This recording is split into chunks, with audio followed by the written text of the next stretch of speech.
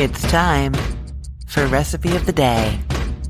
Here we are back to regular weeknight cooking after that crazy holiday season. And I have a really simple recipe for you that is perfect for any weeknight. It is for air fryer chicken tenderloins. Now, chicken tenderloins, or sometimes chicken tenders, they're called, are a small, thin cut of chicken that comes from the underside of the chicken breast. It's usually labeled chicken tenderloins or chicken tenders in the grocery store. I like them because they're very tender and because they're very easy to portion. A pound of them usually comes with 6 to 8 tenderloins, and it's usually 1.5 to 2 per person, which is just perfect. Now, I do them quite often, just as I'm going to tell you today, with some seasonings and oil and into the air fryer, but I will also link to a breaded version for you. So if you have extra time and you want to do like chicken tenders, like chicken fingers, you can absolutely do that instead. Now, you know I'm a big fan of brining lean chicken meat, but these are just supposed to be quick and easy, and they are very tender, so you do not need to brine these at all. But if you want to, you can make a standard brine mixture of 1 tablespoon of kosher salt, that's coarse kosher salt, in 1 cup of water. Stir it until the salt dissolves. You're just using like tap water or room temperature water or cold water, not hot water. And so you're dissolving that salt in there. You can add some garlic powder to it if you want to after you dissolve the salt in. And then you're putting those chicken tenders in there for just 20 minutes. It's going to give nice salty flavor and a little bit of extra juiciness. Or the other thing that you can do is to do the seasoning mixture that I'm going to be telling you about in a moment, but without the oil. And then you can toss the chicken in that and let them dry brine in the fridge for an hour. Just put them in a single layer in the fridge for an hour, and then you're going to add the oil at the end before you air fry them. So the brining, whether wet or dry, is an option, but I'm going to be honest with you, I do not usually do it. Instead, I just start right off the bat with a big mixing bowl, and to it I add a tablespoon of cooking oil. That can be grapeseed oil, olive oil, vegetable oil, whatever cooking oil you like, and a half teaspoon of salt, a half teaspoon of garlic, a teaspoon of paprika, and a 1/4 teaspoon of black pepper. You can optionally also add a pinch of cayenne if you want it a little bit spicier. About the paprika, that's a teaspoon of just plain paprika, sometimes called sweet paprika. It's usually just labeled paprika. If you have hot or smoked paprika, you want to reduce that amount way down. A 1/4 teaspoon is going to be plenty of either of those two, or you can do a 1/4 teaspoon of one of those and then 3/4 of a teaspoon of the plain paprika. So then it would be a 1/4 teaspoon of the hot or the smoked paprika and 3/4 of a teaspoon of the sweet paprika. Okay, so oil, salt, garlic powder, paprika, black pepper, optionally cayenne. Give that a stir, and then you're adding 1 pound of the chicken tenderloins to there and just stir it all around until they're well coated. Then you're going to put those in a single layer in the air fryer basket or on your air fryer tray. You want to put them nicer side up, that's kind of rounded side up, so that you don't get any indentations or markings on the side that you're going to be serving up facing. And I will say we're not flipping these at all because they're only in there for a short time. Any browning that we do get, we want to get wherever we can. And if we flip it, we reduce the chance for some browning. So those are going in there in a single layer, nicer side up at 400 degrees Fahrenheit for 10 to 12 minutes, just until they're cooked through to 165 degrees Fahrenheit. I will just note that because they're so thin, it can be hard to actually get a thermometer in there to give you a good reading. So instead, it might just be easier to cut into one of the thicker ones at a thicker point and make sure it's no longer pink inside, and then they are ready to serve. I will put the link to this recipe in the show notes for this podcast episode, or you can head to cookthestory.com/ROTD and get it there. Everything there is arranged by date, so it's helpful to know that today is January 6th of 2026. I am Christine Pittman from cookthestory.com, thecookful.com, the all-new chicken cookbook, cookfor2.us, and this podcast, Recipe of the Day. I hope you have a great day. Let's get cooking.